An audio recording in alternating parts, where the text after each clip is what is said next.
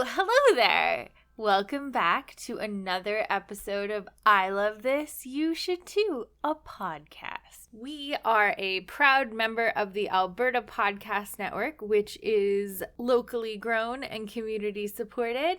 And I'm here with my fabulous co-host, Indy Randawa. Hi, everyone. And I am Samantha Hees, and we are here to podcast. How are you, Indy? I'm doing great. I'm just sitting here with my good friend, Christian Slater. Oh, hello, Hi, Christian. It's me, Christian Slater. I was doing it before, and of course now I can't do it. You were doing it on the couch really well. Yeah, because we were watching Heather's, and when you have the person in front of you, it's much more easy to impersonate them. I thought he was here. How about you, Samantha? How are you doing in your best Winona Ryder impersonation? I don't think I can do a Winona Ryder, but I'm good. Having a nice time. Good. I feel very unprepared for today's episode. Usually we have some time after watching it, and I write my little notes, and I theorize, and I go off in my little movie world. Not so much this time, because we were busy. We bought a house. Yeah, we're planning a wedding. I'm planning a wedding. I'm going away this weekend for a work event that I've been planning. Quite a week. And I think we just watched this yesterday? Yeah. So I know we're going to have a lot of diehard Heathers fans out there, because I think the people who know of Heathers love it very passionately. So hopefully we can do it a proper service. So before we start our deep dive into Heathers, the movie, we wanted to take a moment to talk about YEG Podfest 2021. This episode of our podcast is brought to you by YEG Podfest, presented by the Edmonton Community Foundation in partnership with the Alberta Podcast Network, which we are proud members of, and LitFest, Canada's nonfiction festival. The festival runs October 1st through 3rd, and YEG Podfest will be held all online this year due to the current world situation, so anyone can tune in and experience it. Events include masterclasses with professional podcasters like us. I don't know about that. There are panel discussions, feature interviews, and much more. Some of our fellow APN members will be there too, so join them for the virtual party from October 1st through 3rd. And you can check out the full lineup and get tickets at yegpodfest.ca. That's yegpodfest.ca. And maybe after they hear my great Christian Slater impression, we'll be on there next year. Yeah, they'll be like, let's talk about impressions. Let's talk about impressions. Oh my god. It's creepy. I don't like what you do with your face when you make that. He's a pretty creepy guy. He is a pretty creepy guy. What do I do with my face? I get squinty, right? You get squinty and you drop your head back and then start doing this thing with your hand. So, Indy, this was kind of a different episode for us because I hadn't seen Heathers before I suggested we watch it. Yeah, normally how this podcast works is we take turns picking something that we love, that one of us loves, the other hasn't seen, and then we talk about it and we get the other person to watch it and we try to convince them that they should love it as much as we do.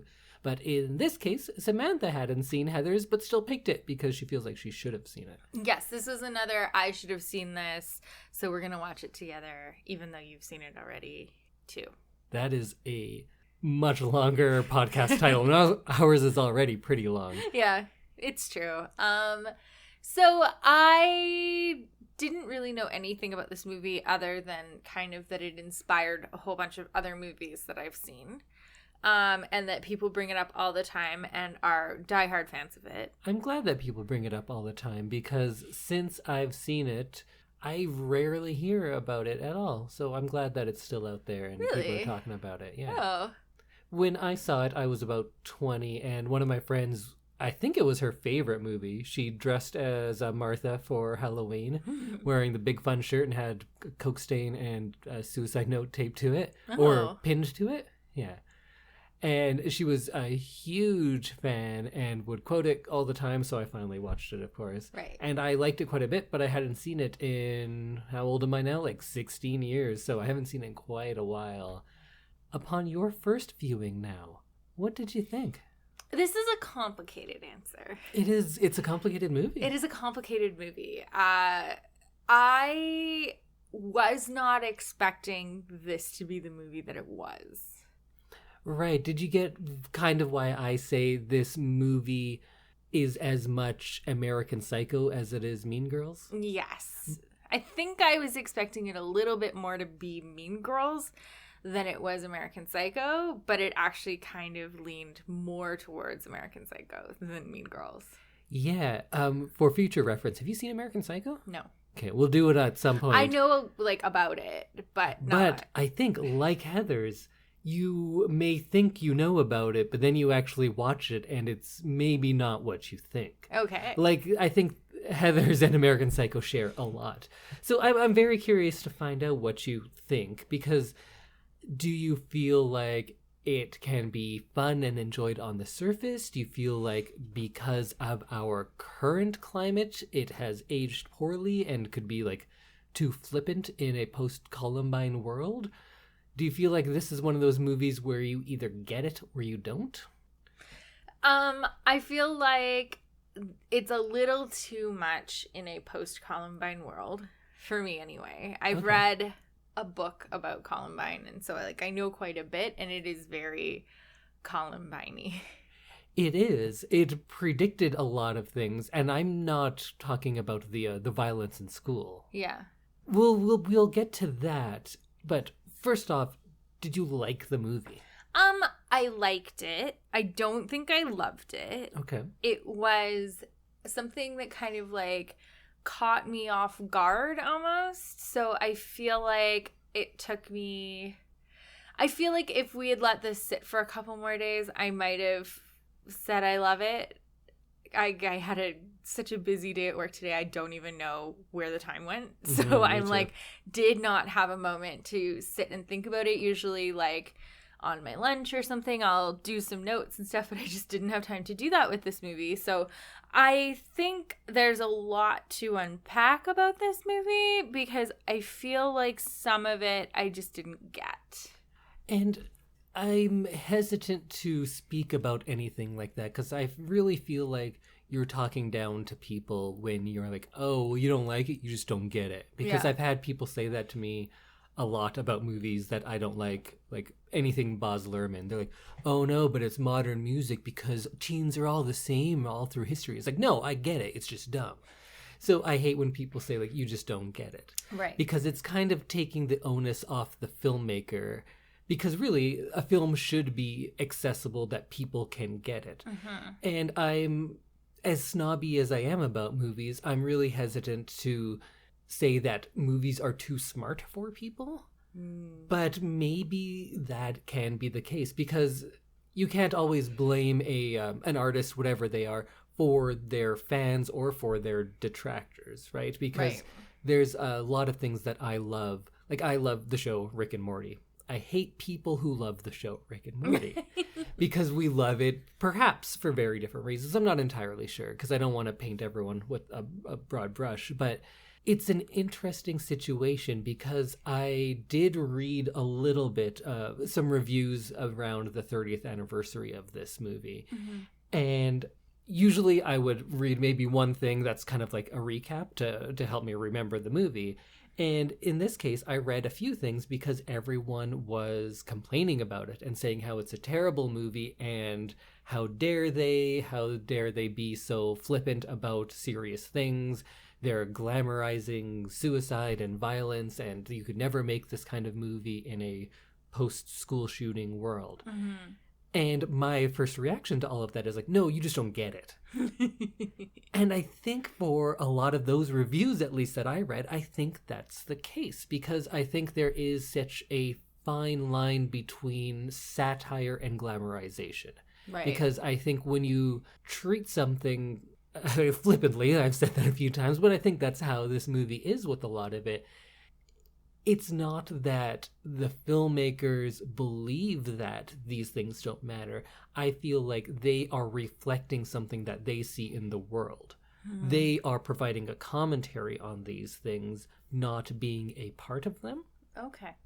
Does that make sense thus far? I know we'll talk about it more and we can get into specifics, but it's just that so many people, they had watched it as a kid and they thought it was hilarious, and they watch it again now 30 years later and they realize that it's really problematic. And I don't feel like that's necessarily a warranted criticism.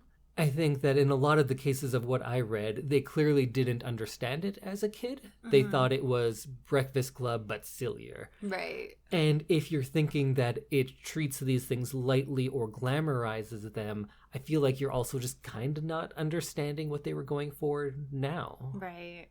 I definitely think that this movie is a hard one to kind of take lightly.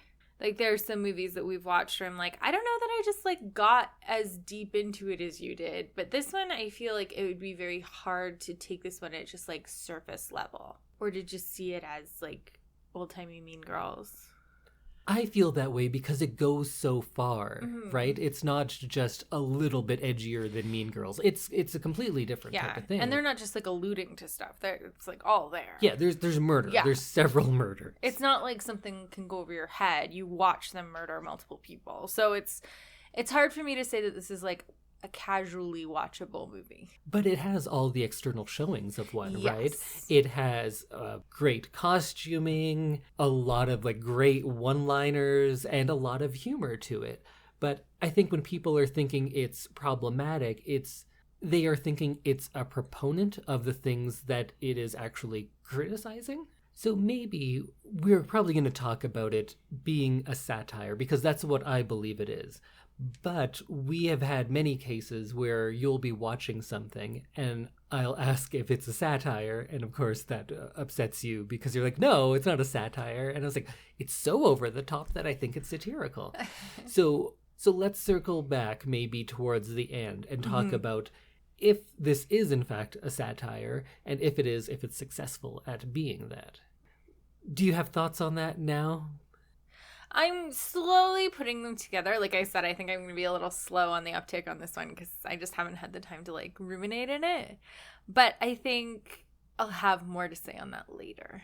Is this going to be one of those where I say like, hey, this is why it's great, and then you're like, yeah, okay, maybe. Probably. All right, I will take that. You're pretty good at like turning me over to your side. So.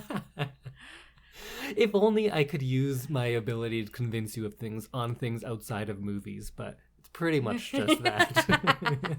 What things could you use that on? Getting you to eat the food I like, be on my sleep schedule. Like, dude, you don't have a sleep schedule. Exactly, but let me tell you why it's great. No, wait, let's save that for our other podcast. Up All Night with Indy. Oh, okay. That's what you do when you stay up all night. Yeah. You're podcasting. So maybe just to finish those thoughts until we come back to it later, what did you find didn't work or that was too much? Was it like JD's character? Was it the misogyny that you see in here? Is it all the violence? Is how the violence is treated? I definitely think JD's character was very over the top. I think... In a good way or in a bad way? In a bad way. Okay. It made him almost, like, not believable. I know he was supposed to be kind of crazed at some points, but it made him seem almost like a supervillain, not like a troubled teenager. Right. And I think that kind of took away for me, some of the ability to kind of get lost in it, because it felt a little bit like the Joker or... Oh, he was very Joker. Like and do you know who played Joker 1 year after this? Jack Nicholson. Oh my God. Or I was going to say like any kind of old-timey villain. Right? That's kind of what he seemed like. And for me, that just like didn't really work with the movie. It felt very kind of gimmicky almost. They were like, oh, we don't know what to give this guy as a personality, so we're just going to make him like a mustache twirling villain guy. Should we talk about JD now, or do you want to talk about light stuff and then come back to this heavy stuff at the end? No, let's jump right in. All right. So both feet. Does he appear lovable or charming or dashing or anything at any point in this movie?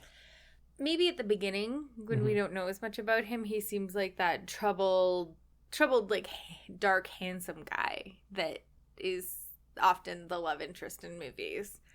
where he's like dark and mysterious, and it pulls her away from her like popular jock boyfriend. I don't know. But like that's often something that you see in movies like this. Yeah, because I think this takes JD from like all of those romantic comedies, and it just takes everything a step further and a step too far, like you were saying, to show you how silly all of those kind of tropes are. Right. Like for the first bit of the movie, he's exactly what the love interest in a lot of romantic comedies is, and he's the only one who notices her, and he comes and he visits her in her bedroom. And that's something that is in a lot of movies as a good and romantic thing. Yeah. And I like what they do with him because they start him off at a point where we're all familiar with that character. He's so many characters. That's the dark brooding guy. He's Angel in Buffy. He's John Cusack in most of John Cusack's movies. But like both of those characters, if you take their actions out of the context of a romantic comedy, it is straight up psychopath behavior. And they don't stop it just before it gets to that level. Right. There's a curbing of it. They let it go. They let it go to the logical conclusion of a guy in a trench coat who watches a woman from far away, doesn't talk to her, and then appears at her house. Yeah. I don't know why movies keep saying that's romantic. That is terrifying stalker behavior and should be treated as such. And this movie does that. And that's why I don't want to say I like the character of JD. I like what they do with him. They take it to that next step where he is just a straight up villain. And he's like a caricature of a villain, like you were saying. Yeah. But it is fitting because it's not... look at this real life character. I feel like the existence of his character is to show, like, look at all those people that you think are romantic or that you want to emulate. They are crazy. Don't be like that. Don't be with men who are like that. Here's your first I agree with you of the podcast. Thank you. I can definitely see what they were trying to do, but that just didn't, I don't know. It didn't work for me. I understand that a lot of the behavior, classic romantic comedy behavior, is very creepy and gross when it's not painted with like a bubble lens. Is that a thing? A bubble lens? Looking through rose-colored glasses? Sure. Yeah. That's what I mean. So I think that I can see what they were doing, but for me, it was still too gimmicky. How do you mean gimmicky? Like I said, he seems like a cartoon villain, and it just didn't... It never got to the point with me where I could see that they were pushing it so far to make it seem like almost the opposite of a romantic comedy. So you think he should go further? No, I think he should go less far. But if you look at, like, Love Actually. Our favorite movie. People look at the behavior in that and they say it's romantic. Yeah. So I don't know if you can play that subtly, because there's people still who will look at this movie and say like, oh, I don't know why she likes JD. He's actually a bad guy. Yeah, clearly. He's the worst. He's terrible. And should be explicit. But even though you're saying it's so far, people are still not getting it as far as it is. And if it goes any more subtle, suddenly you just have John Cusack, or people watch Wolf of Wall Street and go like, oh, those guys are real cool. People maybe are a little dumb, and they have been trained by generations of movies to believe that certain things are just good. And we don't even look at the actions on their face. We just say like, he's in this role, so therefore what he's doing is romantic. And I think you can follow that along for about half of the movie. I think there's a lot of people who are even going to watch the murder parts and be like, whoa, that's really cool. Like, people idolize Harley Quinn and Joker and don't take any sort of like commentary out of that. Right. That's the world we're in. So I don't think that JD necessarily had to be more reined in. I think if you do, you risk people going like, yeah, what a cool guy. Right. I guess I can see that they were trying to make sure that he wasn't, like, a heartthrob. Yeah. And even then, people still take that away from it. Really? Oh, yeah, definitely. Because the reviews that I read talking about it on its 30th anniversary are saying, like, oh, wow, I loved him when I was a teenager, but now I realize he's a bad guy. This is a bad movie. They don't get to the point where it comes all the way around and they're realizing, like, he's such a bad guy. This is a commentary on what we now call toxic masculinity, Right. but just the idea of what a strong male figure should be in films. Mm-hmm. Because it's been built up for so long, and this was like really in the heart of so many of those. This was doing this kind of commentary, which I think is quite clever. And then I do think there are layers to JD's character that are very relatable. Not relatable in like, oh, I see myself in him, but I've seen that guy. I know that guy. As big and crazy as he is, like in so many movies we get this takedown of the popular kids and we realize like, oh yeah, the popular kids are mean, but the creepy loner who's all like anti-establishment like ends up looking like the hero. But if you've met those people in real life, you know that's not usually the case. A lot of the times that like creepy loner who's like, oh yeah, I'm not like one of you conformists, they're usually just miserable assholes. And sure, yeah, maybe they've led a harder life and that's what makes them that way. But just being anti-something else that is bad does not make you good. Right. And I think this movie also predicts a lot about what happened with the narrative around school shootings. And I think we'll get there probably at some point. But this idea that anyone who is anti-establishment must have been like tortured and has some sort of like artist soul to them. Sometimes they're just assholes. Yeah. You can be popular and asshole, and you can be a loner and be an asshole. True. And that's the case with JD. I think they did a pretty good job of taking that glamorized anti-establishment rebel. I mean, his name is, what's his name in this? JD stands for not James Dean. Jason Dean. Yeah. So they're quite clearly like making him a James Dean type, right? The rebel without a cause, right? Yes. And they are ripping all the gloss off of that and showing you like this is your hero. This rapist murderer is the person that you all cheer for in every movie. And by taking that so far, I think they force people to reckon with the preconceived notions they had of this character. Because we think, like, he's a handsome guy, he's wearing a dark coat, he noticed her, he must be the best.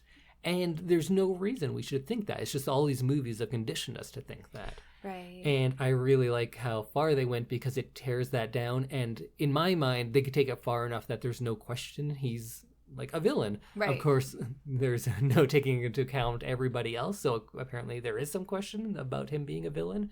But I think that it goes far enough that we can universally agree this guy is a monster, but they started off in a place that's relatable enough for you to realize from those other movies, like, oh, wait, was John Cusack a stalker that whole time? Yes. Wait, what's his name, the vampire sparkly guy? Edward, yeah. Is that a terrible idea for a relationship because he's very controlling and 100 years older than her? Yes, the answer is yes. 100%. Those are all terrible. All of those people are terrible, but because they are good looking, it's forgiven. You have some good ideas, mister. Thank you.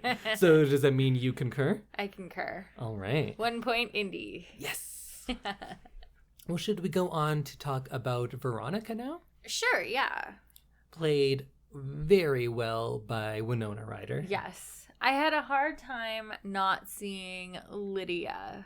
Right. Since I guess we just watched it. That was one of the one of the most recent. It was the most recent movie we watched. I mean, it was really the only role I've seen her in years. Right, yeah, because I kind of grew up with her and I had a crush on her as a child because of Beetlejuice. Right. So I kind of can separate one role from the other. But I love that for the most part, not in all of the cases, they cast close to high school age people to play high school age people, which is something we do not see very often. Mm-hmm. And just having them be as young as they are really lends a lot of vulnerability to these characters. Yeah, that's true. I think we're so used to seeing these like jacked 6'4" high school students and things now that are 34. Yeah, we get to the point where when they're murdering people, when they're all having sex, you're like, yeah, okay, because it just seems like this could be any movie. Right. It just happens to take place in a high school. But when you have people who look like high school students, everything seems like that much more shocking. True. Right? So true. Yeah, as they definitely, because they're the right age, and definitely because Veronica is the right age, she brings like an innocence to it. Mm-hmm. Like where, you know, you're trying to be cool, like the cool kids, and you can tell that she's like playing up her lack of innocence, but really she is like very innocent, and you can see that kind of under the surface. I thought that with Shannon Doherty as well. Yeah, like they're both trying to fill the shoes of the first Heather, and neither of them quite have the like unadulterated meanness that she had. At first, at least. At first, yeah. But you can definitely see them kind of trying to fill those shoes, and maybe not succeeding at first. So we already talked about how people kind of watch this movie and be like, well, this is a bad movie because he's not likable. And I'm like, that's the point. Mm-hmm. And does this movie have likable characters? And we'll start with Veronica because we're getting into her. Is Veronica likable? I liked her. I think she is likable because she seems like an impressionable youth. Mm-hmm. And I think that she gets swept up first with the popular crowd, and I think lots of teenagers struggle with kind of extricating themselves from that when they realize that it might not be like good for them or where they want to be. So you can see her kind of, it's like a classic teenager thing. So do you think it's kind of like a battle throughout in her own mind and externally, and in the end she ends up on the good side? Yeah, I think so. Maybe not the good side, because at the end she does take the scrunchie back. Yeah, so that's an interesting point. Let's come back to that. Okay. But I feel the only character I'm unclear on what I'm supposed to take away is Veronica. I'm not sure if at the end we're supposed to like her even, because clearly with JD or any of the Heathers, actually I'm not even sure if it's so cut and dry with the Heathers. But let's just say with JD, you're supposed to like him at the beginning and then realize what a mistake that was and realize he's the villain. Right. I'm not sure what the takeaway with Veronica is. Like, of course, we relate the most to her, and she does realize that the Heathers are toxic, and she does realize that JD is a psychopath and gets out of both of those situations eventually. But is she better? Is she better than them? And I'm not sure about the answer. Like, usually the Veronica in a movie like this is an outsider who comes to the clique and then shakes things up. Like in Mean Girls and probably many more movies that you could tell me about. But here she's firmly entrenched in the group at the beginning. So are we just kind of projecting this idea of a sympathetic hero who is just caught up in this on her? I thought that was kind of where she was coming from, was that she got caught up in this popular group, probably because her parents are rich and because she's kind of in that same like group or like class of people. Maybe their parents are friends or something, and that's how she ends up getting inducted into the Heathers, because it's odd that, like, maybe not that her name isn't Heather, but it's like funny because a group like the Heathers lends itself to be like, oh, we only accept people named Heather. Yeah, like then, the Ashleys. So then there's a Veronica, and it's like, okay, so I feel like she's new to the group. Is she, though? I don't think there's anything... I think that's just something we take from other movies. There's no indication I can think of that she is not as established as, like, Shannon Doherty's Heather. Well, I think the beginning of the movie where she's having, like, croquet balls hit at her. Well, I think that just shows that Heather within the group does feel like she's doesn't belong. Right. But that doesn't necessarily mean that she hasn't been with this group for years. Okay. Right? Because she does have, like, her friend Betty. Yeah. Betty and Veronica. She does have her friend Betty, who she's abandoned to be with the Heathers. So that doesn't exactly come out in her favor. That doesn't make her look good. Yeah. We get some sort of regret and sympathy from her towards other people, right? She doesn't feel good about the things she's doing to the other people, like when she writes the note. Yes. She feels bad about it. Yes. She does it. Yeah. And I think when we go on, we find out that the two Heathers, the non-Shannon Doherty one, Heather, let's say Heather 1, or Red Heather and Yellow Heather. Right. Because they all have colors, which I really like. Yeah. We do find out, and we'll probably touch on it later, that there is more to them as well. They're very tortured, and they're just not putting it out there. So why is Veronica special? She's acting like they do. We find out that the rest of them feel bad a lot about what they've done as well. So I'm not exactly sure why Veronica is better than them. It seems like that's what we're meant to believe. But is this like a case like I was talking about with JD, where we're so programmed to believe the person in that role is a good person? Am I projecting that onto Veronica as well? Yeah, I don't know. The way that she interacts with the Heathers and with JD is it seems like she is smarter than she's acting. One. And two, it seems like she acknowledges that it's better to be like really disliking some of the stuff that she's doing and being popular. Right, but is acknowledging something is wrong and continuing to do it worse or better than not knowing something is wrong and doing it?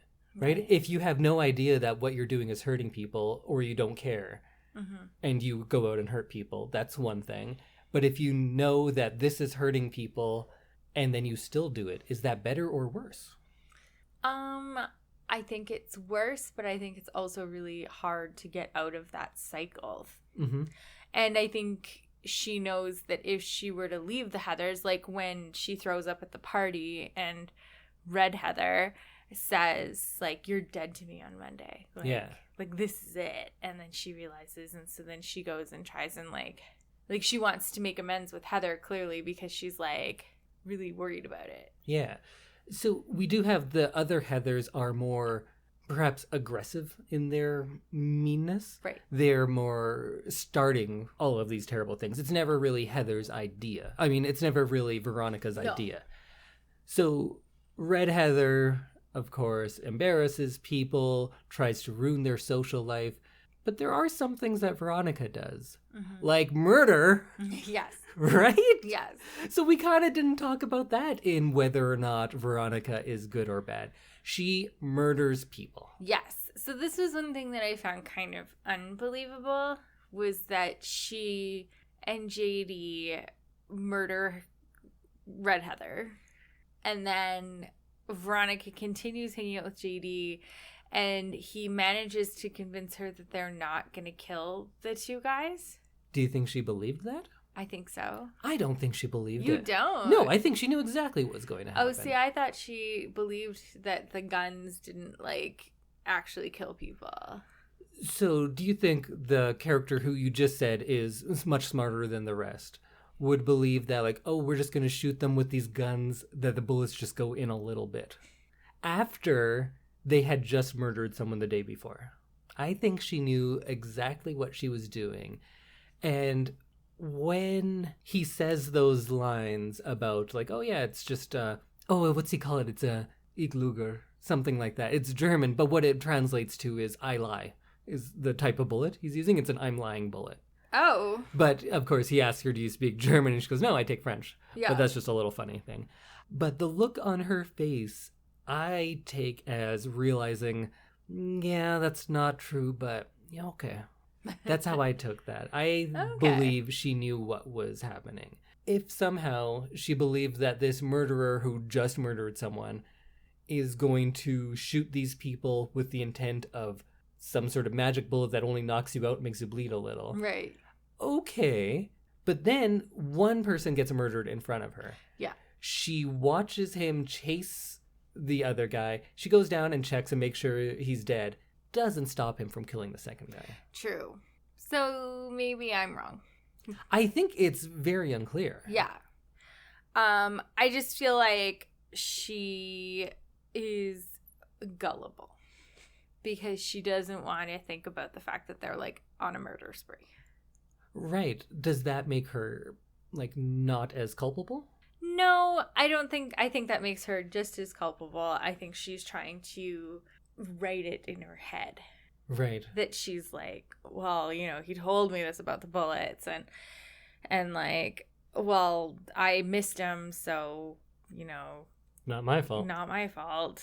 And then she ends up shooting him anyway, but it's just like, I think she's trying to tell herself that it's all JD and she was just wrong place, wrong time. Yeah, and to some extent, like, that's true. She doesn't start the bullying. It's the Heathers. She doesn't give Red Heather the drink. Mm-hmm. She sees it happening, doesn't stop it. Right. She doesn't pull the trigger, but she sees it happening and doesn't stop it. Mm-hmm. And when she turns against JD, is it because JD is killing people?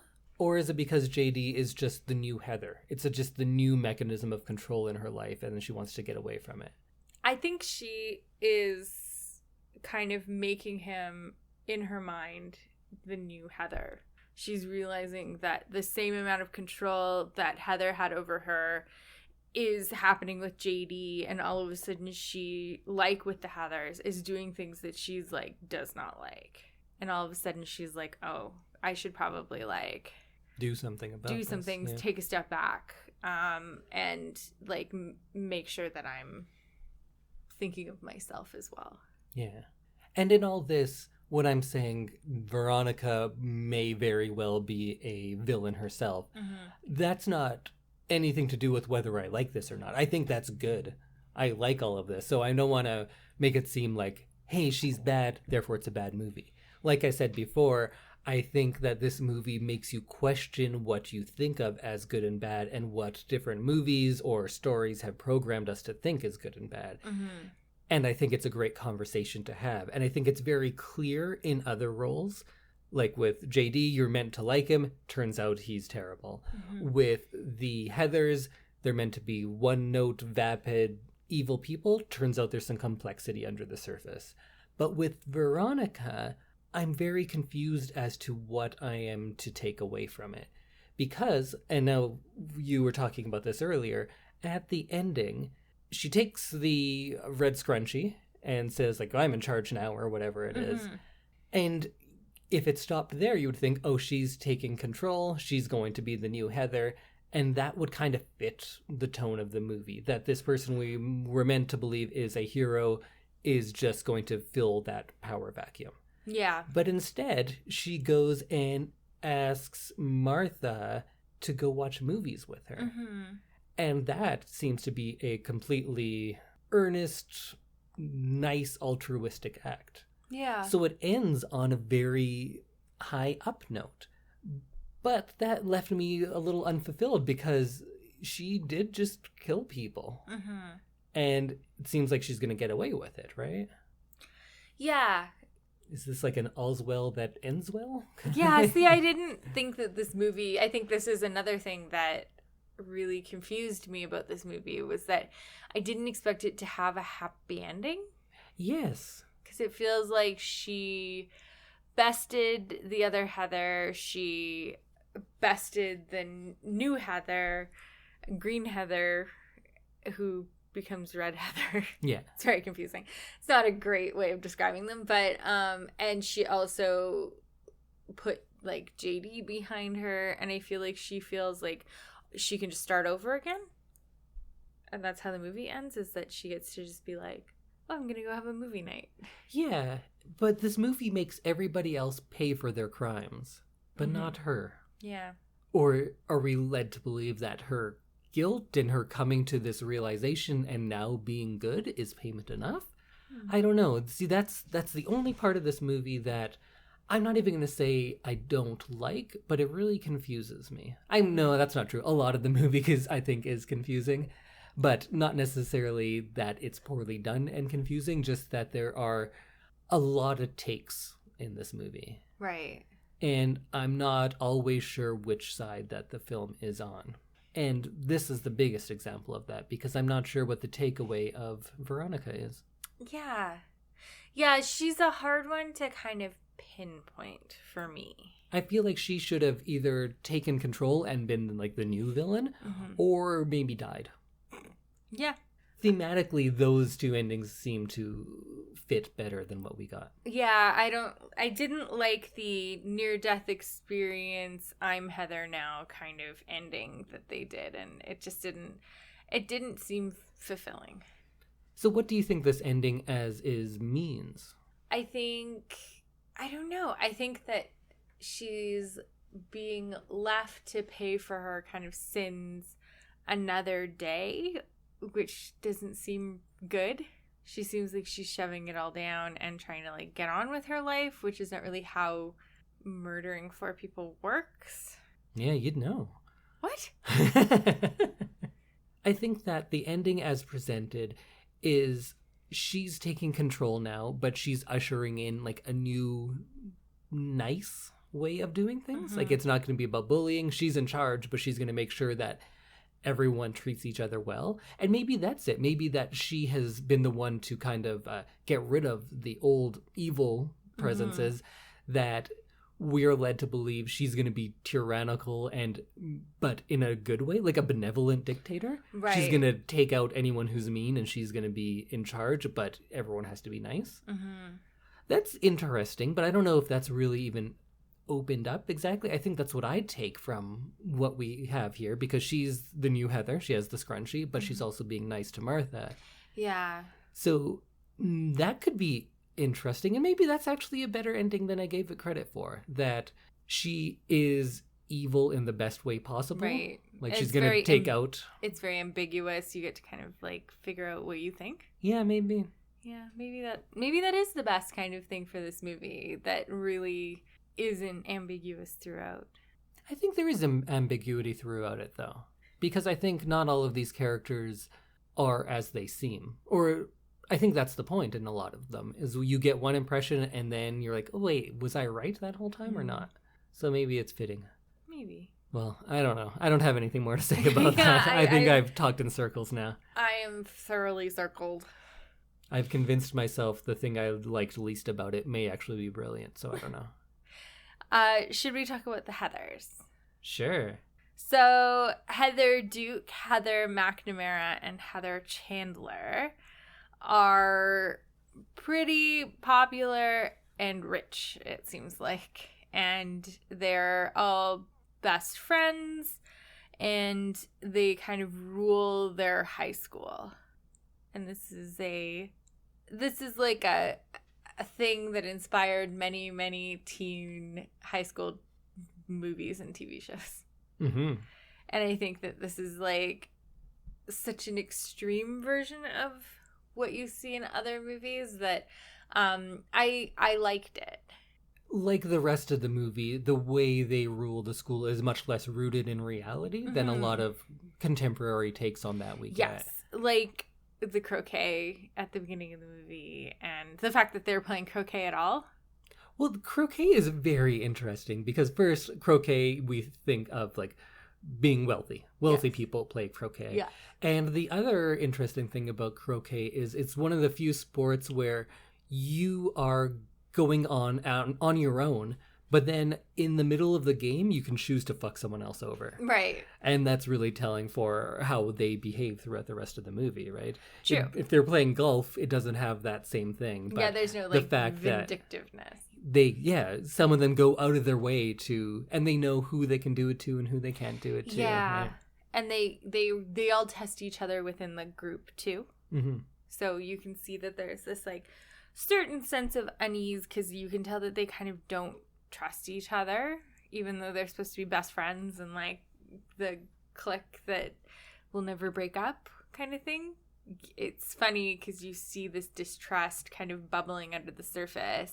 And I think that's part of what comes up when Veronica and JD get together, is he takes her distrust and kind of pettiness at the other Heather to be like, oh, you want her dead.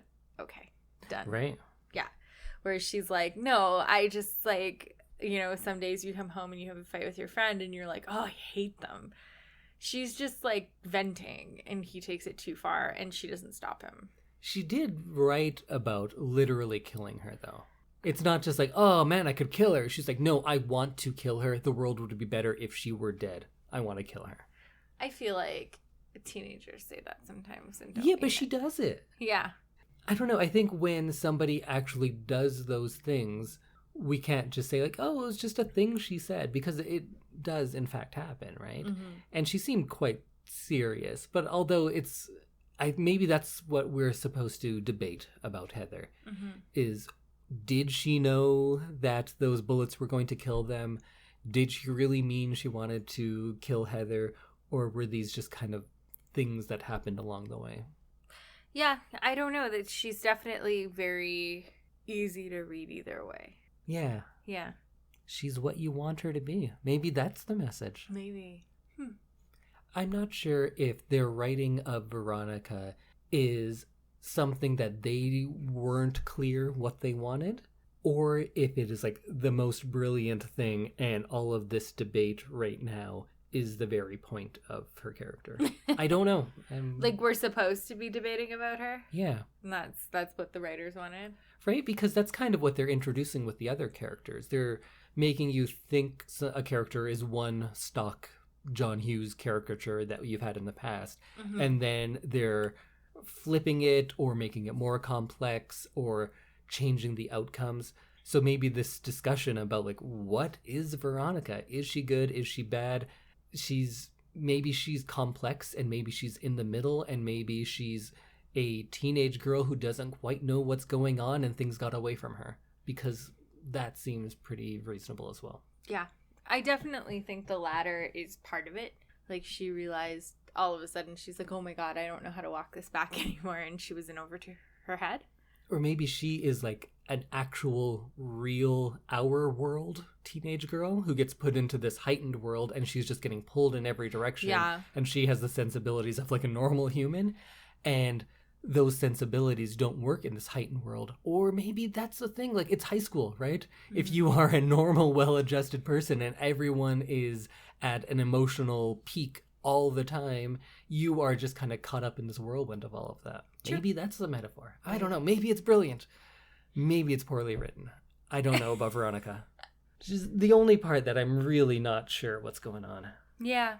So back to the Heathers, I definitely think that they are kind of each a level up of bad, after like one after the other. Mm-hmm. Like, I think like red, yellow, green.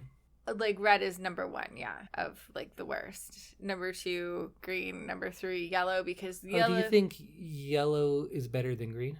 Yeah. I just think that yellow seems a little bit more like a follower than red and green. Well, green, Shannon Doherty, seemed like the biggest victim.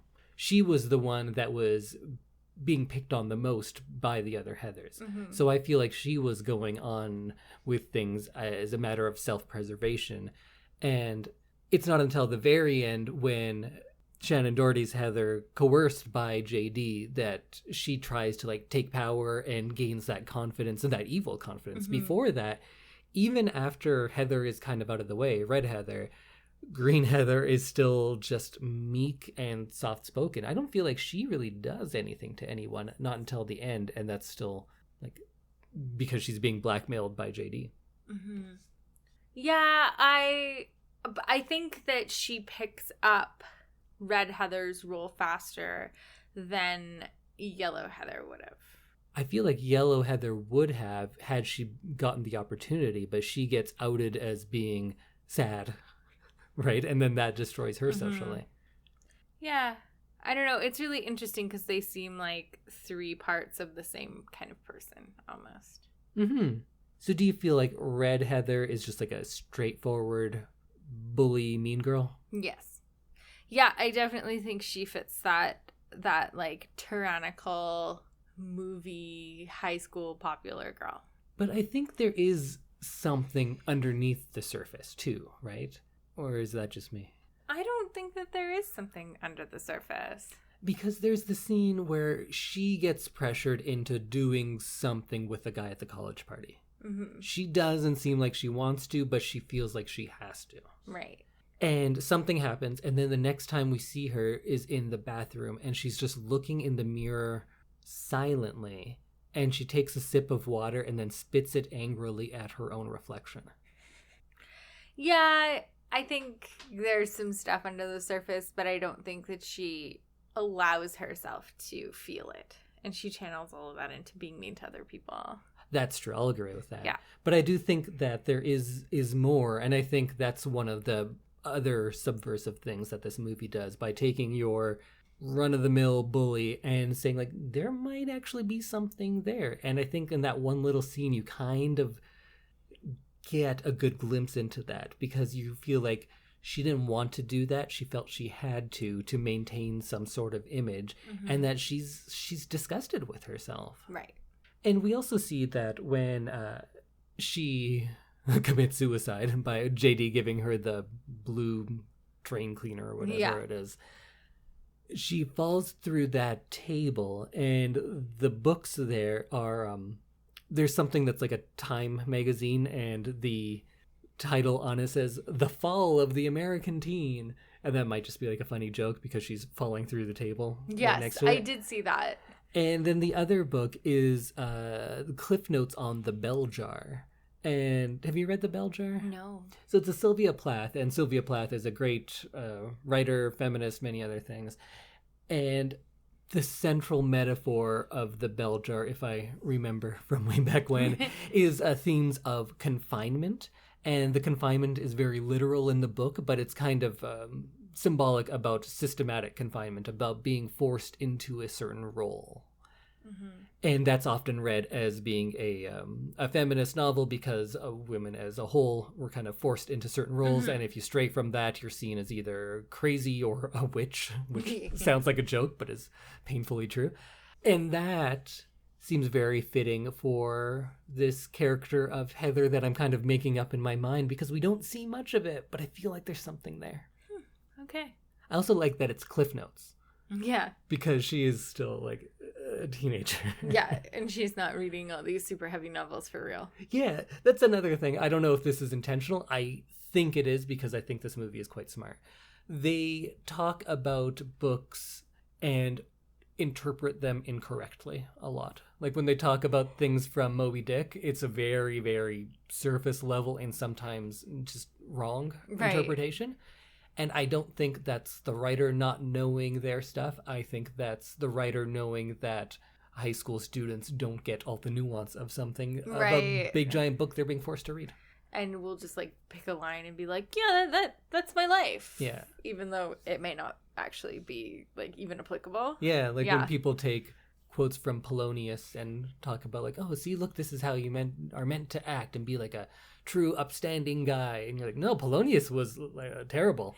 He died hiding behind a curtain. There's nothing to be proud of there.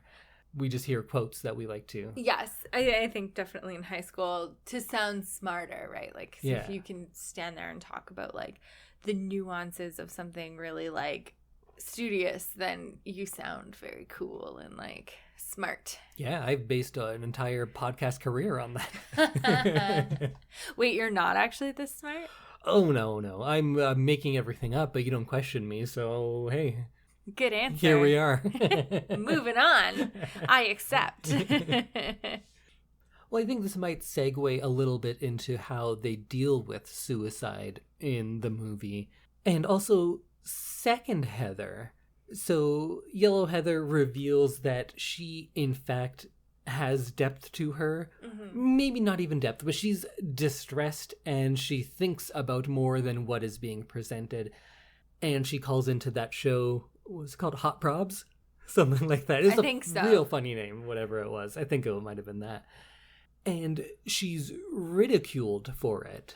right? Just right after Heather 1 was praised for having like this depth of emotion because she killed herself. She must have been like really deep. But of course she didn't kill herself, and they have no reason to believe that she had any depth, right? Mm-hmm. And then when somebody actually is out there calling into a radio show saying like, this is how miserable I am, I can't go on anymore, and then she wants to kill herself, and she tries. She tries to take those pills. And there, she's ridiculed for the same thing someone else was falsely praised for. Mm-hmm. And I think this is a really effective satirization of the glamorization around suicide and around dying young. We look at it as something good. Mm-hmm. Like, look at Amy Winehouse. Everyone thinks that, like, ooh, yeah, she went out hard, right? And they look at her song about, they try to make me go to rehab, and I say, no, no, no. Yeah. And they're like, yeah, she partied hard. She died. Yeah. That's not something to glamorize. Yeah, She said they want to send her to rehab. She didn't go, and then she died. Yeah. I don't know what more of a cautionary tale there is than that. I don't know why things like that are glamorized. Well, I guess I do know exactly why things like that are glamorized, because it's easier. It's easier than dealing with the truth.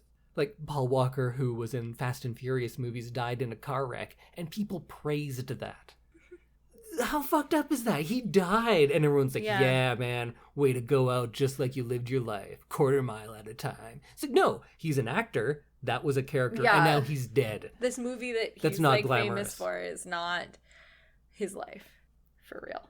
So, well, if I haven't already swayed you with my little tirade there, what do you think about how this movie dealt with suicide? Because one of the biggest criticisms is that this movie glamorizes suicide. Mm-hmm. I think that this movie does glamorize it, and I don't know that I'm okay with it, but I think the like underlying murder plot is what kind of saves it from being like offensive or over the top in that sense. How do you think it glamorizes it? I think the way that it becomes like an epidemic. They're like, well, if one kid does it, everyone does it. So like it becomes a trend, and it's like cool for people to do this. And it's like, doesn't talk about the fact that like that doesn't actually really happen. That what doesn't really happen? That it could be a trend? That could be a trend. Oh, I think that could absolutely happen. I'm sure if we research, I'm sure that is the case. I don't think it's outlandish to suggest that when one person gets a lot of praise for killing themselves, that other people would recreate that. But I don't think that's what the movie says, first of all. I don't think they do say that there's a trend, because the next two suicides weren't suicides, they were murders. Right. The real suicide or attempted at least, with Martha and Heather. I forgot the name Heather. In the movie Heathers? Yeah, I was about to say Ashley. And Yellow Heather. It's not because they saw this and were caught up in it. Mm-hmm. It's because they were deeply unhappy, and perhaps in Martha's case, seeing the outpouring of love for those other people does drive her. But I feel like that is very possible, and I'm sure we could look up if that has ever happened. But let's look at things like a school shooting, where you would think like, well, just because one happened doesn't mean more are going to happen. Right. Absolutely it does. Mm-hmm. That's 100% the case, that people see it, and they see that a lot of the times those people also are glamorized.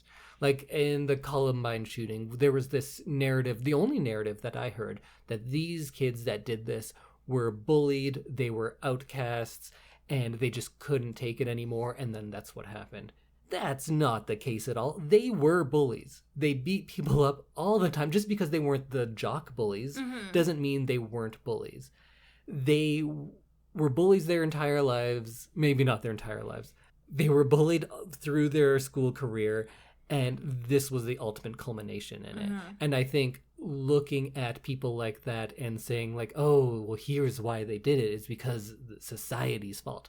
No, sometimes people are assholes and they behave like assholes. And I think talking about someone as horrible as a school shooter and saying like, and trying to empathize with them is not always the best idea. And I know I'm someone who's saying like, see everything from everybody's point of view, that there is some good in everyone, and we try to empathize. And to an extent, yes. But I think in the way that those ones were handled, they completely ignored like actual facts. And, you know, they never talk about the parts of like, hey, they picked out popular people. They talk about that, but they never say like, oh yeah, they also picked out minorities because they were super racist. Like that's something that they ignore, because why would you take that out? Why would you take out bad things about a mass murderer? Why wouldn't you put that in there? Yeah. But they were very selective in what we hear. The story that I heard, and it wasn't until looking into it much later, and I'm sure reading the book, you've become aware that they weren't just some bullies that were, or some bullied poor kids that were picked on. White supremacists. Yeah. Who wanted to. Why do we never talk about that? They were on like a cleanse the earth kind of thing, as opposed to like taking back control of their lives because they were bullied. Yes. And that's not the narrative that we hear. It's the same. Well, now I'm just on a rant, but like, why don't we ever talk about Charles Manson as like, oh yeah, the whole thing he wanted to do was create a race war and kill all the blacks because they were taking over his country. Yes. That's not something people talk about. They talk about, oh, he's a hippie. Hippies are dangerous. No, white supremacists are dangerous. I also just read a book about Charles Manson. So you know. I do know. But that's not what we're talking about here. How I'm relating this. Wait, what was I talking about? That I think people can see things like this, see how those people are treated posthumously, and then idolize that. Right. I think that's happened with school shooters, and I think that it's reasonable to think that that could happen with suicide. Right. However, I don't think the movie does glamorize it, because, well, in the first ones, that they are seen as better than they were in their life after death, those ones didn't actually kill themselves. Right. Nobody actually kills themselves in this movie. Except for JD. Oh, yeah, he does. So end. JD does. Is there something glamorous about it? No. I think, like we were saying, you go so far that there's nothing redeemable in his character anymore. I think that's the case. I think people who are not well will look at him and say, like, yeah, he went out like a champ because he did it on his own terms. And I think it's pretty fucked up if that's what you think, because he was a terrible person who did nothing good for the world, and now he's dead. Yeah. And I don't think that glamorizes suicide. I think it was a very selfish death on his part. Because he was like, well, I did everything I came for, going out this way. And it's interesting that Veronica just stands there and watches him do it. Yeah.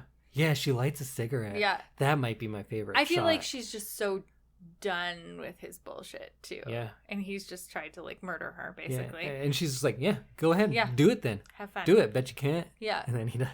But I think all of the coverage of the suicides doesn't glamorize it, but rather is like a really scathing satire on the coverage of it.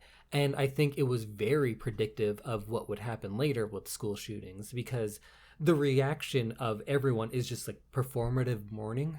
Yeah. Everyone's going like, oh yes, I knew her so well, I loved her, and all these things. Yeah. And like that kid who's like, well, we went out. We went out, and I thought, she said it was because I'm boring, but it turns out she wasn't happy with her life. Everyone takes what they want from these suicides. These people become martyrs kind of for the living, because now you can do whatever you want with their memory. Right. You can say, yes, we were best friends, or you can say, like, I'm helping all these students because, oh, here come the TV cameras, we're all holding hands. Yeah. It's all performative and very selfish. And there's a part where the one kid goes like, oh, I need a tape of this for my Princeton application, right? Yeah. I don't think that's glamorizing. I think it's showing this terrible, grotesque circus that comes about around tragedy. And it's picking it apart and it's showing it for how gross it is. Yeah. It's gritty. Is it gritty? I don't know. Gritty, it's not the right word. But yeah, I definitely can see what you're saying with how it kind of exposes this like gross underside of high school. You know who the real villain is? Martha.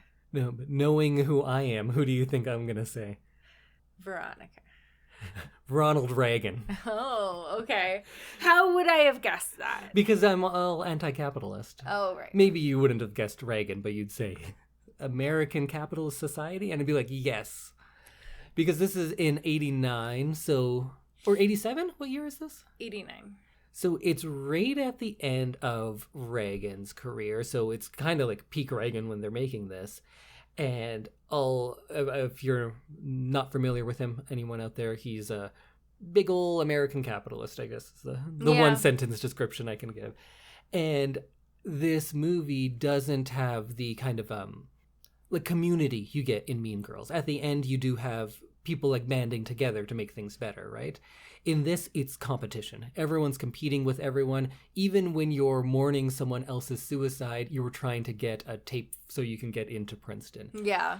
This is like social Darwinism. And I hate that term because that's not what Darwin intended. That's just what capitalists took away from it. Mm-hmm. And this is what capitalism teaches in peak Reagan times, that everyone is competing with everyone constantly. It's always a croquet match. Why would you take the easy go-ahead when you can screw someone else over on your way to doing that? On your way to winning, yeah. And that's what all of these characters are constantly doing, and they're even doing it after that person has died. They're trying to get one up on them. Right. To be like, see, I was the best friend. No, I was the best friend. Yeah. No, I'm the most sad about this. I think a lot of this movie, and I know I talk about capitalism a lot, but I feel like there is clear reaction to all of those years of Reagan in this movie. I feel like I don't know enough about Reagan. Or I could just say to capitalism. Right. Really. To neoliberalism and capitalism and where it got everyone in the 80s at the time where this was probably the most celebrated. This was one of the few movies that was kind of subverting that. And really, this is subverting so many things. Along that line, do you feel like this is an effective satire? Because that was one point where you were like, I don't know. So what do you think? Yeah, I don't know that I found it likable enough to be an effective satire. So you mean to be truly effective, it just needs to be a better movie? Yeah. Okay. Like, but I don't think that it's one of those movies where I'm like, yeah, instant classic. And so then I feel like it wasn't written well enough to take it where it needed to go to become that. What do you think makes an effective satire? I don't know. I think it is that it's just not very well written. Okay, so do you think that this is in fact a satire, you just didn't like it? I think it is trying to be a satire, but it doesn't hit properly. Okay. So that is one thing that I would probably disagree with, because I think that is its strength, along with like really funny one-liners. Mm-hmm. Fuck me gently with a chainsaw. What the fuck does that mean? It's great. There's so many good one-liners in it. But there's always going to be like a real fine line between satire and glorification, because to satirize something, you kind of have to show it in a light, not terribly stark and gritty way, right? You have to make it approachable in some sort of way. And I think with characters like JD and Veronica, people might think that it's not satirical because they're cool, they're good looking, you like them, you want to see them on screen enough. Right. But although I'm not sure if I've convinced you about Veronica, I think you could say with JD at least, he's gone far enough that he is now a villain, right? Yes. He is subverting that loner character that we think is like cool and edgy, right? Yeah. Basically, they're trying to make him something that he isn't, the writing. So would you say that's not effective satire? If you're able to take a character and make it that stock character, make the audience relate to him as we would David Boreanaz as Angel, but then get you to gradually to realize like, no, wait, this is an absolute literal psychopath. He's the worst. He's a rapist, he's a murderer, he's going to blow up the school. There's nothing good about him. I feel like that makes it an effective satire, at least for that character. Because they had us on one side thinking something and then switched it on us. So you like a character and they kind of dare you to like him. Like, well, do you like him now? He's sitting and watching her. And you're like, yeah, I still do. Like, well, what if he murders one person? You're like, yeah, but she was bad. And they just keep going one more and one more. And they dare you. And like, do you still like him after we showed you him trying to rape the star of this movie? Do you still like him now? And then at some point you have to be like, no, I don't. I was stupid for liking him in the first place. Yeah. And I think that's a pretty effective way of doing it. And I think that there's often consequences for the actions of things that you normally wouldn't. Like when they're laughing in the church and the little sister sees them. Like if you still think that he is cool by the end of this, I think the problem is with you, not the movie. Like you have something wrong with you. Yeah, if you think JD is like a pretty cool rebel, there's something probably wrong with you. Is this like a litmus test for if you're like a psychopath? I think Love Actually is. I think if you like those characters, there's something wrong with you. True. They're so bad. I think JD is 2 steps further than a romantic lead in Love Actually. Not much. But then there's like other things, like in the cow tipping scene. Yeah. So first of all, cow tipping. Not a thing. It's not real. So many people think it is. I've had people say, like, no, it's real. I did it. It's like, you didn't. You're lying. You're lying to me. The cow tipping's not real. Cows are more stable than humans. Yeah. And also they lay down to sleep. Yeah. But anyways, do you remember that scene? Yeah. Do you remember what's going on in the background? That they're just standing there? Heather is being raped in the background of that scene. When they're tipping the cow? Yeah. Which Heather? So it's a double date with Right. Heather, Veronica, and the 2 jocks. Right. Ram and Kent, Jeff, something like that. The Oh, two, yeah. the I 2 couldn't jocks. keep their names straight. But I yes, just remember she is. Ram. Yes, and I did know that. That she's being raped in the background? Yeah. Yeah. So that's happening. I think you could see that and think that the filmmakers are maybe just making like a tasteless joke, but I don't think that's the case. I think that that's a commentary on how commonplace sexual assault on dates is, and a commentary on, more importantly, maybe on the reaction to those around you who don't notice. And the movie doesn't seem to notice, and it's kind of like daring you to notice. Right. I think that's what makes effective satire as well, because it's taking something that, especially in 80s movies, there's so much date rape played as comedy. Like if you watch Revenge of the Nerds or Porky's or anything like that, there's a lot of super sketchy stuff. And it's just a joke. But in this movie, it's also super light, and they just have it in the background. It's not played as a joke, but it's happening. Yeah. And it's just kind of begging you, the viewer, to notice and to say something or do something because nobody else there is. And I think that is effective enough to make you think, if you notice it, why is it there and why isn't anyone saying anything? And if you're thinking that, if you get to the point of like, why isn't anyone doing anything about this? They've done their job, and I think they're doing it well. Right. Because, yeah, you should notice that, and you should be shocked that nobody's doing anything about it. Yeah, I definitely think that is good satire, that part, where you're kind of seeing things that are like almost taken for granted as, well, you know, that's like high school. And then I think all of the reactions around the suicides, I think that is brilliant satire, and I think it's like predictive because I'm sure there were tragedies in the 80s. We can't remember them. We were babies. Yes. But I was literally a baby at this point. But for what we see now and the reactions around one of whichever mass shooting is going on, yeah, people just use it for their own gain.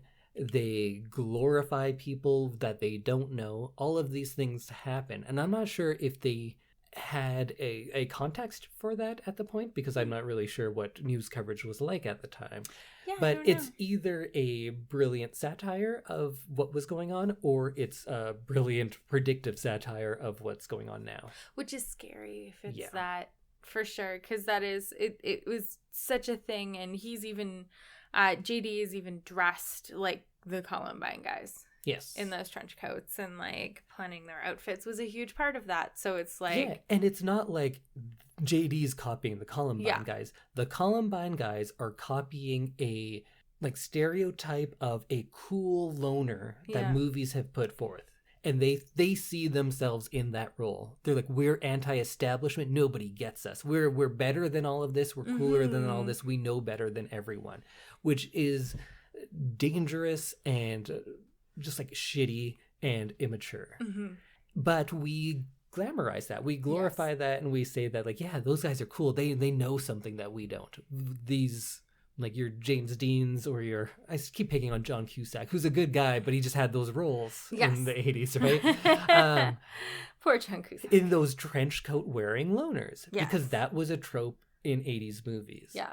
And this movie is showing you how silly, not just how silly, how dangerous that is. Yes, because now it means something completely different. Yeah. Or does it? I think there are clearly people today who do that, who think like, well, I'm not like the rest. All of these, whatever you call them, what are they, the plastics in Mean Girls? Yeah. Yeah. They're all so superficial, but not me. I'm deeper. I know more. I'm so tortured. Yeah. But you're not. Everyone's probably pretty tortured. Sure, people have a hard time growing up, but I don't feel like there's a correlation between the people who had a really hard time growing up to the people who are miserable loners to those who are popular. I think there are plenty of popular people who are miserable beneath the surface, right? So I think that's what makes this a great satire, all of those things. I think it's very smart. We never did talk about like the light stuff that we were going to. What light stuff? We were just going to go around and talk about like funny little things. So I'm just going to say a few different things. I just love the phrase, "What's your damage, Heather?" I do like that, yeah. So good. I love that Winona Ryder wears a monocle. Yes, you didn't notice that until like it was like halfway into the movie. And I'm I like, was wait, like, she's wearing a monocle? No, she's wearing it every time she writes in her journal. I kept writing notes during this one. Oh, got all it. of the notes I have not touched yet because I got passionate and angry about other things. Story of my life. Yeah. I enjoyed their outfits. Their outfits were super fun in this. I'm always gonna love the fashion part of the movie. But in this one, I think it's very important. It's very important because it does kind of speak who they are for them. Visually, this movie has way more in common with Beetlejuice than I was expecting. Like, especially when you get to the dream sequences, of course. But, like, even when they're in church in real life. Yeah. Not just because Otho is in it, but that church scene was so surreal. Yeah. Everything with the church. But I think that that's, like, a commentary on how surreal death is at that age. Like, as a teenager. Because you kind of feel like you're invincible and you're going to live forever at that point. And I think that they're like, oh, someone, like, actually died. Yeah. And you're processing the fact that, like, it's real and it might not feel real in your brain. So, yeah, I think that the, like, church scenes and the, like, memorial scenes seem a little, like, either over the top or kind of far-fetched just because of that. Yeah, and I think everything in the movie is pretty heightened and stylized. Yeah. Like, there's all the red and blue. Like, people are bathed in red and blue lights at different points, and I was trying to figure out the symbolism of that. If, like, the red is the tyrannical color and the blue is the uprising one, but I couldn't follow that through, so I'm sure someone out there has tracked it more than I have. I'm sure there's a 10-page essay on the internet about that. Yeah. Written by Indy. Oh, not yet. Soon. Lunchtime polls. Yeah. My friend who loved Heather so much, when we would go to bars when we were like 20, we would make a lunchtime poll question, go around and ask everyone. There is a lunchtime poll in Mean Girls. Oh, yeah. I was going to say that, like, there were some things we were talking about in the pre-episode about, like, what you think is kind of, you asked me what I thought was kind of inspired by Heather's. So there was two things that stood out to me. There's, like, the outfits in Mean Girls, and then also the outfits in Gossip Girl, which you haven't seen. Right. So Gossip Girl is a show. It was on the CW, and they just rebooted it with a new cast. But wait, there's a new Gossip Girl? Yeah. It's not like a sequel? Wait, isn't that show new? Like original Gossip Girl? No. How old is it? I think it started in like 2003, 2004. Oh, okay. That's older than I thought. But still, I don't know if you should be rebooting shows from that recent. Like, we still have them. Yeah. That show's still there. I think they're making it more like the books. Okay. Interesting. I think what we need is a reboot of Perfect Strangers. A perfect political climate for a Perfect Strangers reboot. And you think I'm joking because I think the Perfect Strangers theme song is the best theme song? Yeah, you talk about it a lot. But I cut out in the last episode where I talked about it. But the idea of two people from very different worlds coming together and having to live together and finding some common ground, I'm just saying, it works. So in Gossip Girl, there's like a hierarchy, and the queen wears like a bejeweled headband throughout the seasons. Oh. And then when the original queen graduates, she hands the tiara off to the kind of the next generation.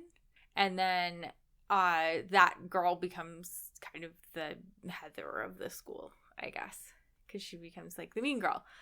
When I ask you when things you're watching are satire and you say no and you're offended, I think maybe we just have different ideas of what satire is. Because I think that is satirical. It's taking this very figurative hierarchy that exists in high schools and making it very literal. Mm-hmm. I think that's a clever satire. Yeah.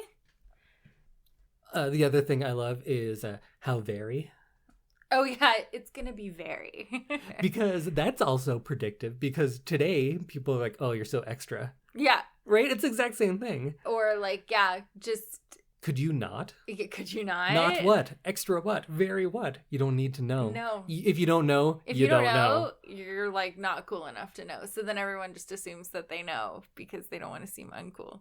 I love the phrase same difference. I used to say that when I was a kid. I think it was just like a 80s, 90s thing. I think that's just like a thing that we said. Yeah, same difference. Is she your friend or your enemy? Same difference. Yeah. That's kind of really encapsulates a lot. Yeah, for sure.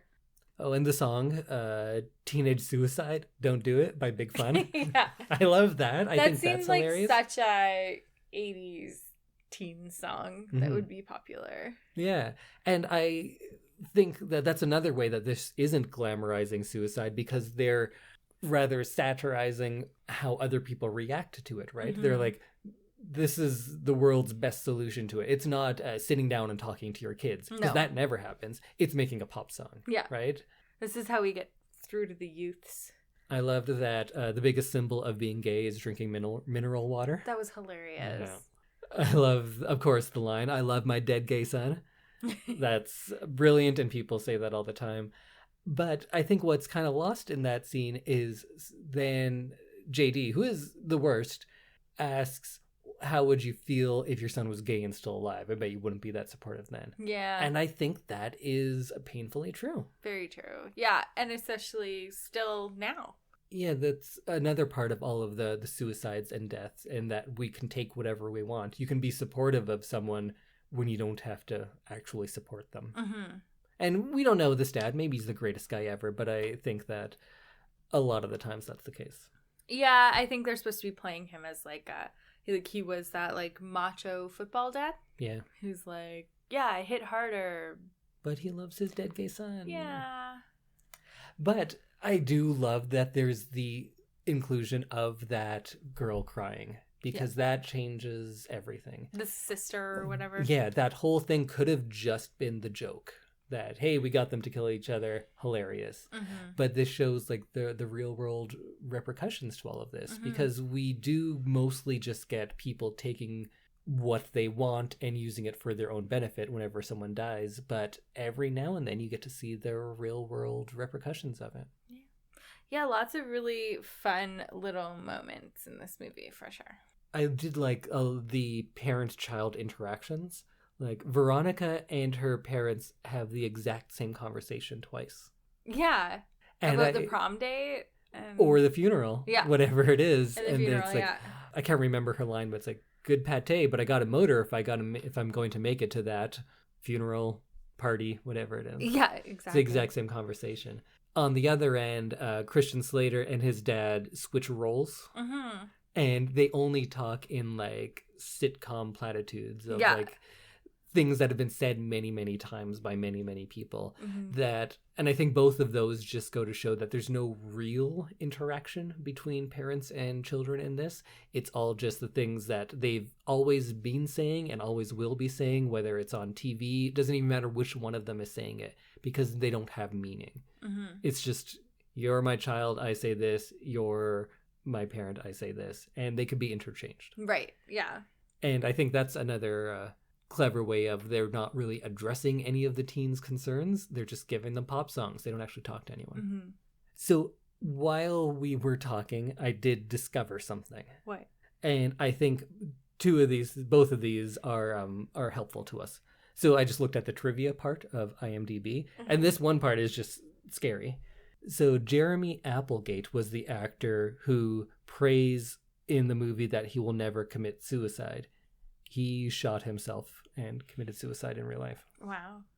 Kim Walker was the name of the character that Heather asks, "Did you have a brain tumor for breakfast?" Oh, yeah. Has a brain tumor? She died of a brain tumor. Oh, no. Aren't those just like shocking coincidences? Yeah. That there would be like 2 in one movie, too. But the one thing I did find that really might help solidify things in my mind, at least, the original ending was not shot. It was cut because they wanted to give it a happier ending because the studio would not accept their current ending. So that's what I felt was the most incongruous of the movie, was this ending where Veronica is like kind of nice now and things are going to be good. And you were saying that it just didn't feel quite right. It didn't feel like a movie that needed. So in the original ending, JD does blow up the school. Oh. Everyone dies. And then there's like a surreal prom sequence in heaven. And everyone gets along. Just like Haley said, the only way we could all get along was in heaven. Wow. I kind of like that better. That seems like it would have been fun. Like a more sensical ending, even though it kind of seems like nonsense. Yeah, and like the jocks and the metal kids and the Heathers like all dance together. And Martha sings on stage. Martha. And then another ending they proposed and was rejected is Martha stabs Veronica and shouts, "Fuck you, Heather!" And Veronica, as she's bleeding out, says, "My name's not Heather." And that's the end. Oh. I actually would have liked that. Because yeah, I think I like that one the best. That would at least give me a conclusion on what I think of Veronica. Because if she dies, she's had to pay for all of the things she did. Right. And she kind of should, right? Yeah. If Heather 1 has to pay for her bullying with death, shouldn't Veronica have to pay something for her like part in all these murders? True. Yeah, a little comeuppance at the end. Yeah, I think that would have just made Veronica seem more like a villain, and then I think I could wrap my head around that a little more clearly because that seems appropriate. I agree. Well, we managed to talk a lot about Heathers without talking a lot about Heathers. Yeah, I feel like we do this quite a bit, though. Yeah, I kind of get carried away sometimes. Sorry out there, Heathers fans, but I feel like you can listen to all sorts of podcasts that will go over your favorite catchphrases because they are really good. Exactly. This one, though, is for me to get carried away with stuff and you to tolerate it. Well, Samantha, do you have any final thoughts on your first watching of Heathers? It wasn't what I expected, but I enjoyed watching it. I feel like that's the most thought that I can give it right now because there's so many things that it's not just like a quick final wrap-up thought. True. It's a little more complicated than that. What about you? I like it. I might love this movie. I liked it more than I thought I would because I had seen it when many years ago and I was like, yeah, it was good, but I don't think I sat and appreciated it maybe. And even today we were kind of doing this as a rush, so maybe my mind will change going forward, but I do think it is very funny for all of those lines. I think the script is hilarious. I think it's very smart and a really scathing satire if you're willing to look for it. And I think people might group this in with Clueless and Mean Girls. And I think, that, of course, there's a lot in common with those in the setting and the high school nature of it. But I think those are like coming of age stories that ultimately focus on building community, right? There's like an upside to those. Yes. This is something much, much darker. And I think maybe Election is something that's a little closer to it. But I think this is equally American Psycho as it is Mean Girls. It's something that seems over the top and a lot of people hate, but it's because they might not be looking and seeing what the movie is actually doing. We will absolutely do American Psycho on this, but I know that's a movie people hate. And that's another case where I'm saying, like, you might just not get it. I think it's actually a criticism of a lot of the things people think it is promoting. And I think that's what this is. Do you have any watch-alikes? If people like this, what would you recommend them? I'm not even sure. Mean Girls. Mean Girls, I guess. Okay, so if you want something that's like either more updated or a little bit less dark, maybe Mean Girls or Gossip Girl would be a little bit more like not uplifting. Uplifting is the wrong word. Like a little lighter. Definitely. I was just looking on the IMDb now, and the director of Mean Girls, his brother wrote Heathers. Oh, it's all in the so family. I think he kind of he owes a lot of his success on Mean Girls to his brother, I'm going to say. I'd say so. I might recommend, along with the movies we already talked about, do you remember Jawbreaker? Did you ever see that? Mm-hmm. I feel like that was like a darker... Yeah. Or did you ever see Drop Dead Gorgeous? No. I think you might like that. It's kind of about the pageant world. Oh, and okay. it's pretty dark as well. Dark funny. Right. So I haven't seen those in a very long time, but I feel like they kind of come to mind when I think of this. Right. Let's take this opportunity to thank our second sponsor. And this episode of I Love This, You Should Too is brought to you in part by the Business Council of Alberta. Samantha? Yes, Cindy. Have you ever wondered what it takes to create a good life in an equally good society? One where people, business, and the environment can flourish? Funny you say that. I could not sleep last night because I was thinking about that. You joke, but I totally do. I know you do. Well, I got a podcast for you. Oh, perfect. The Alberta Better is a podcast by the Business Council of Alberta, and it's on a journey to understand what it takes to create a good life here in Alberta and how we, as Albertans, businesses, and governments can shape our society so everyone prospers. Kind of like an ideal situation, what they were going for in Heathers, but of course, it did not work out. No, it did not. You can find new episodes of Alberta Better on Apple Podcasts, Spotify, or wherever you're listening to us right now. You can listen to them as well. Go Google it. You can also listen at businesscouncilab.com/Alberta Better Podcast. That's businesscouncilab.com/Alberta Better Podcast. And new episodes come out every Tuesday. So if you're listening to us when it came out, tomorrow there'll be a new episode of their podcast. Perfect. And speaking of podcasts, we're one. Where can people reach us? So we are on all the things. You can find us on Instagram and Twitter at ILTYS and the number 2. You can email us at ilovethisyouShould and the number 2 at gmail.com. And you can find us on Facebook at I Love This You Should Too -podcast. We love to hear from you guys. And we have Halloween spooky time coming up here soon. Yeah, next month is Spooktober, so every episode is going to be all spooky themed. Yeah. Well, to some extent. I think we have different definitions of spooky. I think so. I don't know what my movies are going to be yet, but you know what? I'm excited to go pick some because too. That means I can start getting all spooky right now. I don't know what my costume's going to be. Me neither. We're usually very prepared. I Not kind of this year. forgot. September has eaten my life. So. I didn't think I would have to make another mask-based costume this year, but I think I do. Oh, I didn't even think about that. But this year, we'll maybe just be boring adults and give away candy at our new house. Oh, I'm dressing up. Oh, I don't care. Okay. I've never not dressed up for Halloween since I was like 15. Oh, okay. Well, we'll come up with some good ideas. If you have any good ideas that are mask-based and good for adults, then send them our way. Goodbye, everyone. Bye.